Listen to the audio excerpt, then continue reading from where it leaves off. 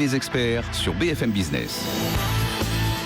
La suite avec Charles Gave, il est économiste, il est président de GaveCal Research et auteur de L'État est mort, vive l'État, publié chez Bourrin Éditeur. Alain Madelin, le président du Fonds Latour Capital, et Jean-Pierre Petit, le président des Cahiers Verts de l'économie, organisme de conseil en stratégie d'investissement. Alors vous voulez réagir, Jean-Pierre? Oui. Juste avant la pause, je vous donne la parole. Après, j'ai plein de réactions d'auditeurs, dont certaines qui vont assez loin aussi, vous allez voir. Ouais, sur l'assouplissement quantitatif quasi généralisé des pays riches, je voudrais juste dire que ça favorise... On est d'accord pour dire que la Banque Centrale Européenne l'a annoncé, mais ne l'a pas appliqué. Non, mais le bilan de la Banque Centrale Européenne a quand même progressé. Donc, voilà. Proportionnellement plus que la banque, américaine. En fait, ça favorise quand même des choses assez logiques. Je l'ai dit tout à l'heure, ça fait baisser les taux réels. On en a besoin, malgré tous les inconvénients que ça peut avoir. C'est la condition nécessaire à la résorption de la dette, etc. Ça favorise le retour des actifs risqués. C'est quand même assez intéressant, ça. Donc ce sont les fameux 100 milliards. 100 milliards d'euros d'investissement. Mais sur les actifs risqués des entreprises. D'accord. Les spreads de crédit ont beaucoup baissé. Le marché du high yield progresse très fortement aux États-Unis et en Europe. Il a même plus progressé que le marché des actions depuis 4 ans aux États-Unis et en Europe. Donc c'est pas si mal du point de vue de l'allocation générale des ressources. C'est vrai qu'on euthanasie un petit peu l'épargnant traditionnel sur le monétaire, l'obligataire, je suis d'accord, mais ça fait revenir aujourd'hui de l'argent et on en a besoin. Pas seulement du point de vue de l'allocation des ressources. Aujourd'hui, on ne peut pas vivre sans un minimum de reflation des actifs financiers risqués, car les économies sont financiarisées. On ne se redressera pas s'il n'y a pas de retour de l'argent sur les marchés d'actifs risqués. Deuxième chose, ça favorise la baisse des monnaies des pays riches et ça favorise la hausse des monnaies des pays émergents. Ça va quand même plutôt dans le sens de l'histoire. Et c'est bien ça qui se passe aujourd'hui. On parlait du renminbi tout à l'heure. Le renminbi progresse. Le taux de change effectif réel du renminbi progresse. Et c'est naturel. C'est une condition même qui accompagne le processus de rattrapage économique. Troisième chose que je voulais dire assez rapidement, il y a une guerre du change. Évidemment, il y a une guerre du change. Il y a une guerre du change, comme il y a une guerre technologique, il y a une guerre commerciale, il y a une guerre fiscale. Voilà. Il y a une guerre dans tous les éléments de nature à affecter la compétitivité des territoires. Il ne faut pas s'en étonner. Moi, ça ne me choque pas plus que ça. De toute façon, on n'aura pas de système monétaire international, on le disait tout à l'heure. Personne n'a bien réfléchi là-dessus. Donc, il faut plutôt accepter l'idée d'une certaine forme de guerre de change, et je pense qu'on va en parler. Juste un mot. Il y a une concurrence dans tous les domaines économiques. La guerre du change, c'est pas une concurrence des monnaies. Si c'était une concurrence des monnaies, j'applaudirais. C'est quelque chose de beaucoup plus complexe. Réaction de Laurent qui dit merci pour ce débat stratosphérique. On en veut plus souvent des comme ça, c'est passionnant. Il y a Adrien qui écrit pouvez-vous me dire quelles seraient les conséquences d'une annulation pure et simple de la dette de la part de la BCE? Ce que ça veut dire, si vous voulez, c'est que tous les gens qui ont ça en actif seraient en faillite. Bien sûr. Ça veut dire des pertes. Ça veut dire des pertes, dans toutes les, en particulier pour tout ce qui est retraite, puisque les retraites sont financées par la dette publique. On comme actif la dette publique. Ce qui est le passif de la Banque centrale, c'est l'actif de quelqu'un d'autre. Donc ça me paraît. Pourquoi voulez-vous que la BCE annule ça? Non, mais c'est la question de cet auditeur. Mais à côté de ça, ça ramène toujours à cette question qui va payer et qui doit payer. Il y a bien quelqu'un qui paiera à l'arrivée, Charles Gave, toutes ces histoires. Je pense véritablement que ce sont les épargnants, oui. Ça ne peut pas être autre chose. Si vous voulez. Aujourd'hui, on émet des centaines de milliards d'euros ou de dollars de dettes qui n'ont aucun actif productif attaché pour les payer. Donc celui qui achète cette dette, il sait très bien qu'il achète un machin, il achète un système de Ponzi. C'est un machin qui ne sera jamais repayé. Mais est-ce qu'au niveau souverain, le Ponzi ne peut pas être éternel? Non, il mais ne l'est pas quand on est financier souverain... américain à New York, mais est-ce qu'il peut être éternel au niveau souverain, le Ponzi? Le souverain, si vous voulez, aujourd'hui, il fait passer des réglementations pour forcer les compagnies d'assurance, les banques, etc., à acheter ça. Ils n'ont pas le droit. Si vous achetez une action Nestlé, que vous êtes une compagnie d'assurance, il y a 28% de réserve obligatoire, une obligation grecque, il y a 0%. Donc, si vous voulez, donc on est dans un système où les souverains organisent la réglementation pour forcer les institutions d'épargne à acheter des dettes que si cette réglementation n'existait pas, jamais ces gens n'achèteraient ça. Donc on est dans un système complètement faussé. Oui, mais on part du principe qu'on a une banque centrale qui, de toute façon, nous préserve de la banqueroute. Oui, il y a une note. C'est le dernier socle de confiance qui c'est pour ça que je vous dis que la monnaie devient suspecte. Ouais. À la Madelin. Il y a une note intéressante oui. de Natixis qui a été publiée il y a quelques jours, qui était une sorte de réponse à la question de votre auditeur. Y a-t-il possible ce qui s'appelle un haircut doux des dettes européennes? Et l'haircut doux, ça consiste pour la BCE à racheter massivement des dettes européennes, et 2, à les monétiser. Et on retombe sur tout ce que l'on vient de dire. Donc il y a une possibilité, le cas échéant, au bout du bout, je laisse de côté les problèmes de statut, etc., mais il y a une possibilité à ce bout-là de retrouver une réduction de la dette par la monétisation. J'ajoute que la question n'est pas complètement absurde, dans la mesure où quel est le pays européen qui a réduit sa dette l'an dernier ? Il n'y en a pas. J'imagine. Non, il n'y en a pas. Non, Réduit son stock. La Grèce. Le stock. Pardon. Le stock. Ah bah oui, mais la Grèce a eu des effacements de dette. Je laisse de côté, je laisse de côté l'haircut, autrement que par un haircut, je veux dire. Ah oui. Allez, au problème à l'intervention massive. Ah non, les stocks de dette. Donc, le problème de la dette est, tant que le taux de croissance potentiel et réel sera inférieur au taux d'emprunt, d'intérêt, il n'y a pas de solution au problème de la dette. Nous sommes dans une boule de neige européenne. C'est assez simple. Charles Gave. Un tout simple. Si vous voulez, tout le monde se félicite de la baisse des taux en Italie, en Espagne. Les taux sont aux alentours de 5% en Espagne. On a raison tout de même, Charles Gave, de Tout à fait, on a tout à fait raison. Absolument, on a tout à fait raison. C'est une bonne chose. Mais le taux de croissance de l'Espagne sur les 5 dernières années est aux alentours de 0. Si vous empruntez à 5 et que vous investissez à 0, eh ben c'est un peu mieux que quand vous empruntiez à 7 et que vous prêtiez à 0 et que vous empruntiez à 0. Mais je veux dire, ça ne marche pas. On est dans une trappe à dette dans tout le sud de l'Europe. C'est la seule chose qu'il faut savoir. Et donc la dette va continuer à monter beaucoup plus vite que la richesse. Alors soit c'est la corde au cou, soit c'est la monétisation. Non, mais je vois juste rappeler. Je vois pas quelle est l'alternative à ce que font les banques centrales aujourd'hui, même si elles ont cassé la référence de prix. Mais après, il y a l'augmentation de la croissance potentielle nominale. Quand même. Il faut quand même, voilà. Si on se donne du temps intelligemment, voilà, il faut quand même être un peu positif dans cette émission. Alors, elle augmente en Europe ? Bah, bien sûr que non. J'arrête pas de le dire, moi ici. N'arrête pas de baisser. Il n'est pas interdit. Attendez. Il n'est pas interdit d'espérer qu'à la faveur d'une crise un peu plus puissante, on prenne des mesures. Un point important. Voilà. Je voudrais qu'on fasse quand même une différence essentielle entre l'Europe du Nord. Aux États-Unis, Entre l'Europe du Nord et l'Europe du Sud. Oui. Vous avez quand même en Europe 2 populations complètement différentes, les buveurs de vin et les buveurs de bière. Absolument, oui. Chez les buveurs de bière, il n'y a aucun problème. Les systèmes sont en équilibre, les systèmes sociaux sont en équilibre, il n'y a pas de déficit budgétaire, il n'y a pas de déficit extérieur, il y a une vraie croissance en Europe du Nord. Le vrai problème, c'est les buveurs de vin. C'est les gars du Sud. Il faut pas se tromper. Si vous voulez, vous avez une croissance tout à fait satisfaisante en Allemagne, en Suède, en Autriche, au Danemark, en Finlande, en Allemagne depuis 2-3 ans. Oui, non, mais maintenant, je crois qu'on peut dire que la croissance potentielle allemande nominale allemande est supérieure au taux d'intérêt nominal moyen. Donc aujourd'hui, il n'y a pas de doute. Donc il faut mettre de la bière dans notre vin, ce qui ne sera pas très bon à boire. Ça veut dire qu'il faut continuer à acheter les solutions de Madame Merkel, qui sont des solutions de rigueur et d'austérité, en dépit des chômages de masse que ça peut créer dans les pays du Sud.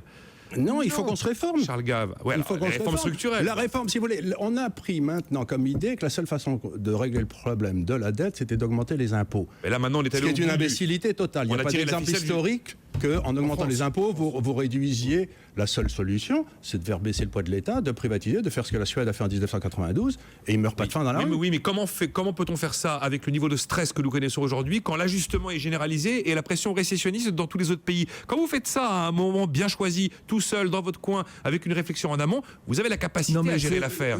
Quand vous faites ça et que tout le monde s'ajuste, que c'est la récession dans tous les coins, que c'est le surendettement, qu'à chaque élection, on se demande s'il n'y aura pas une poussée populiste, vous n'avez pas la même liberté d'action politique. Indiscutablement, vous avez raison. C'est vrai qu'il est beaucoup plus facile de réformer l'État quand on a un peu de croissance ou qu'on peut s'endetter pour payer les frais de restructuration. Quand on n'est pas à des niveaux insoutenables. Néanmoins, ce qui est vrai, c'est que tout le monde joue l'austérité, la guerre des monnaies, la déflation, etc.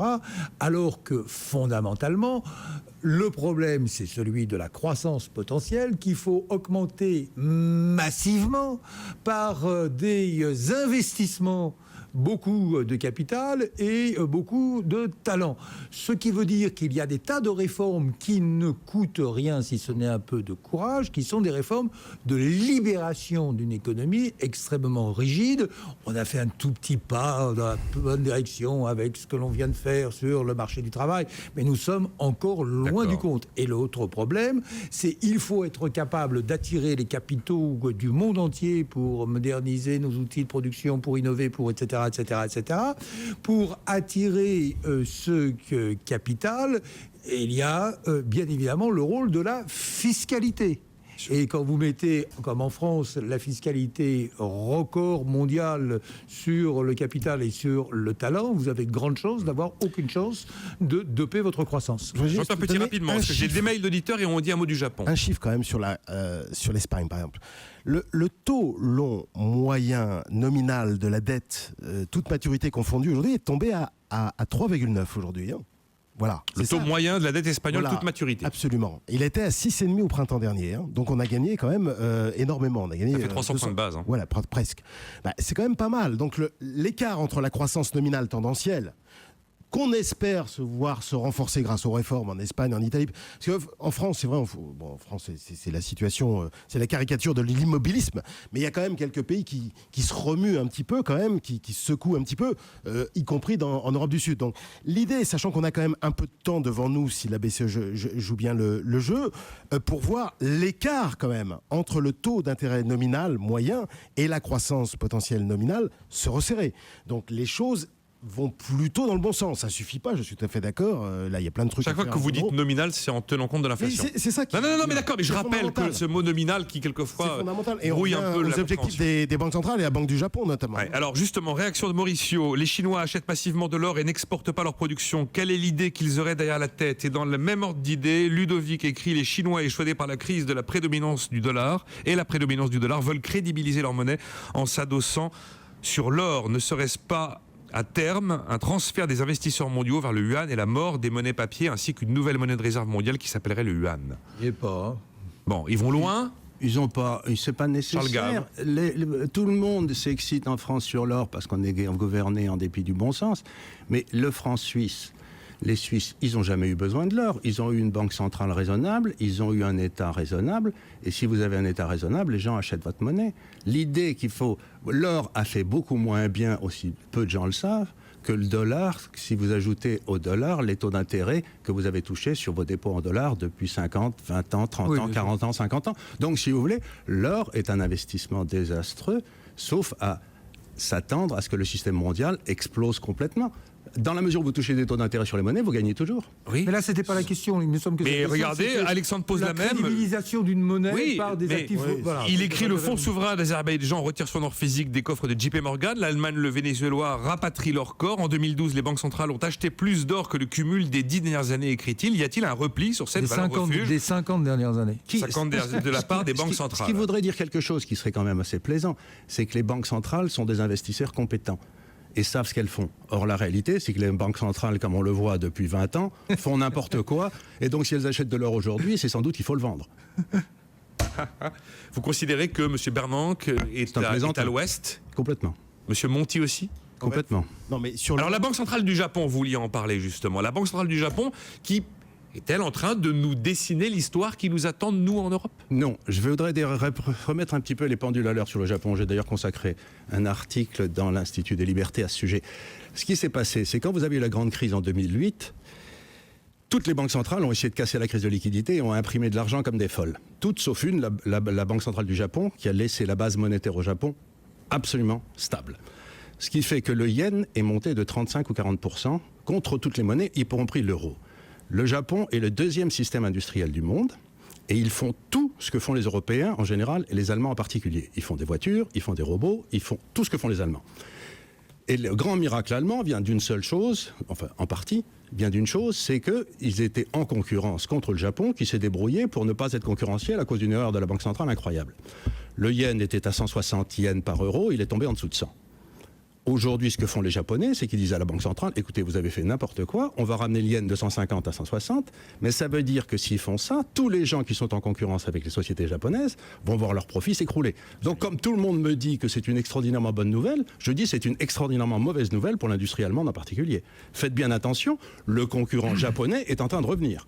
Et c'est pas n'importe quoi. Mais Charles, l'autre question... Seule l'industrie allemande préserve la balance des paiements européens aujourd'hui. Exactement. Dans le plan japonais, moi je suis d'accord avec cette analyse, mais dans le plan japonais, par ailleurs, il y a une fois de plus une énorme relance par la dépense publique. Il y a un plan à 170 milliards d'euros de relance. De voir tout le monde applaudir cette relance de la dépense publique, ça me paraît bizarre. Surtout quand c'est décidé par Shinzo Abe, qui est pas une fois de plus. Shinzo Abe, c'est quelqu'un qui a déjà été Premier ministre et son bilan, il a succédé à Koizumi en 2006. Il est resté 9 mois. Hein. Voilà, non, mais c'était pas terrible. Donc c'est pas normal. Décidé. C'est la fraction la plus nationaliste du LDP, c'est pas génial. Hein. Enfin bon, ceci étant, il a constaté deux trucs quand même, Shinzo Abe. Il a constaté que dans la dégradation de la compétitivité japonaise, il y avait deux choses. La hausse du yen, effectivement, quand même, qui a été un sacré choc. Ou la baisse relative des autres. Et les coûts de l'énergie qui ont beaucoup progressé quand même en post-Fukushima. Et qu'est-ce qu'il dit ? Il dit qu'il faut baisser le yen et en gros, il faut relancer le programme nucléaire. Donc il donne une réponse quand même qui satisfait aujourd'hui les marchés au Japon, enfin qui satisfait l'attractivité japonaise. Alors je suis d'accord sur le moyen terme, Abe c'est pas génial, mais il donne une réponse, sachant que faut pas l'oublier, le Japon est en déficit commercial. Ça faisait longtemps que c'était pas arrivé quand même. Et s'ils passent, alors aujourd'hui ils ont encore un excédent de la balance courante grâce aux revenus de capitaux. Si jamais un jour ils passent en déficit de la balance courante, il va falloir vendre les JGB, enfin les obligations publiques japonaises, aux non-résidents. Quand on a 230% de dette publique en pourcentage du PIB, ça va quand même être compliqué. Non, ça me paraît pas tout à fait exact parce qu'une raison toute simple, c'est que 100% des obligations au-dessus de 5 ans aux États-Unis l'an dernier ont été achetées par la Banque centrale. Aujourd'hui, si 100% des obligations émises par le Japon... 100% ont été achetés par la Banque centrale à maturité de 5 ans et plus. 5 ans et plus. Donc si l'idée qu'il y a un prix de marché sur les obligations américaines ou japonaises et qu'ils seront obligés de vendre à quelqu'un, ils vendront à la Banque centrale. Et puis c'est tout. Et puis ça ne changera rien. À partir du moment où la Banque centrale achètera à 1%, elle achètera 1% et terminé.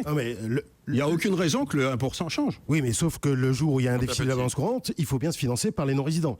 Mais avant qu'on ait un déficit de la balance courante, comme ils ont des stocks de capital gigantesques à l'extérieur en raison de l'investissement de l'épargne japonaise à l'extérieur, si le yen dévalue, la balance des comptes courants va s'améliorer. Alors, à ce point, le Japon est dans une situation très particulière où c'est un des rares pays du monde qui, en dévaluant, fait monter son niveau de vie. Oui, c'est quand même très curieux. Oui, mais alors, il faut que le yen se dévalue très fortement et que ça soit rendu supportable, acceptable, soutenable par les autres pays partenaires. À ce moment-là, je suis d'accord. Bon. Mais ce que Shinzo Abe a vu était quand même juste. Hein, je reviens sur mon idée. J'ai 3 minutes 30. Je vais redescendre d'un étage. J'ai bien entendu tous les descriptifs absolument incroyables que vous venez de faire de l'évolution du système monétaire, du mystère total qui est derrière tout ça et ce vers quoi ça peut nous conduire. Malgré tout, il y a quand même derrière des gens qui doivent travailler, des entreprises qui doivent gagner de l'argent. Enfin, il y a tout un écosystème qui doit fonctionner. Charles Gave, vous avez le sentiment que malgré tout peut continuer comme ça. Vous, de votre côté, vos affaires continuent. Moi, je suis là aujourd'hui à BFM Business. Il y a des salariés dans cette entreprise. Il y a des gens qui vont aller faire leur cours. Enfin, voilà, si on revient sur la vie réelle des gens, sur la planète Terre, finalement, tout ça tourne. Tout ça tourne. On ne peut pas dire que ça tourne très très bien. Il y a quand même des endroits où ça tourne pas si bien que ça. Mais la réalité, c'est en effet, on est obligé de faire avec ce qu'on a. Donc c'est ce que j'essaye de dire, c'est qu'on est en train... Moi, je suis plutôt un historien qu'un économiste. J'essaye de regarder dans le passé ce qui s'est produit et de le comparer à ce qui se passe aujourd'hui. Donc aujourd'hui, je suis devant un scénario dont je n'ai pas d'exemple dans l'histoire. Donc je ne peux pas m'appuyer sur ma connaissance historique pour en tirer des conclusions d'investissement.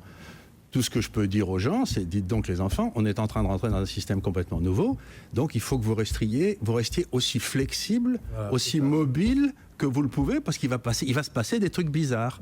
Mais qu'est-ce que ça va être ? Bien, mal, je ne suis pas compétent pour le dire. Ça vous aurait inquiété une victoire de Mitt Romney avec un resserrement de la politique monétaire aux États-Unis ? Non, ça aurait été pour moi la solution. Bonne solution. Je pensais, moi, j'espérais Mitt Romney parce qu'il aurait viré Bernanke. Oui. Le vrai désastre, c'est Bernanke.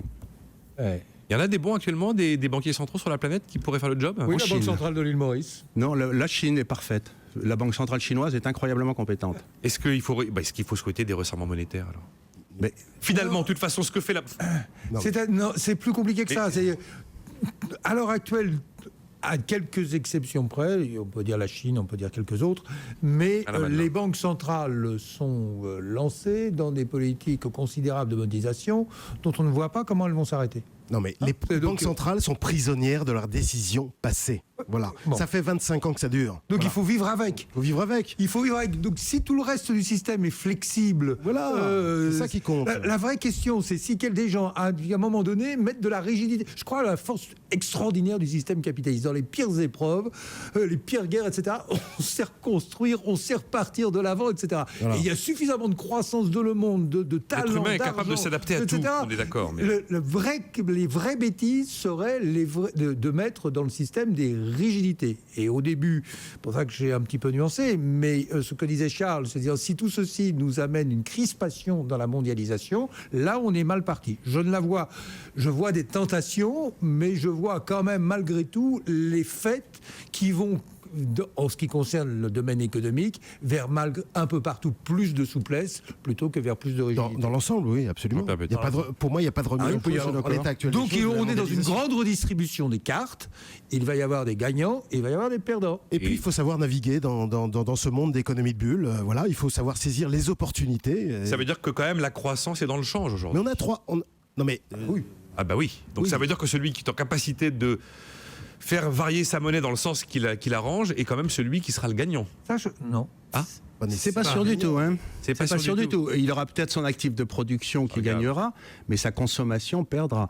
Donc vous ne réussissez pas à enrichir les gens en faisant baisser leur taux de change. C'est ce qu'ont compris les Chinois. Le mercantiliste, c'est toujours celui qui perd au maximum en fin de parcours. C'est toujours celui qui est ruiné. Si vous voulez, la France a été ruinée par Colbert. Je crois qu'il faudrait quand même s'en souvenir. Bien, c'était Charles Gave, Jean-Pierre Petit à la Madeleine. On a vécu une heure assez particulière, je le reconnais. Pas mal de moments de cette émission, à mon avis, méritent d'être écoutés, notamment au travers des podcasts. On se retrouve demain. Tous les vendredis sur BFM Business, offrez un coach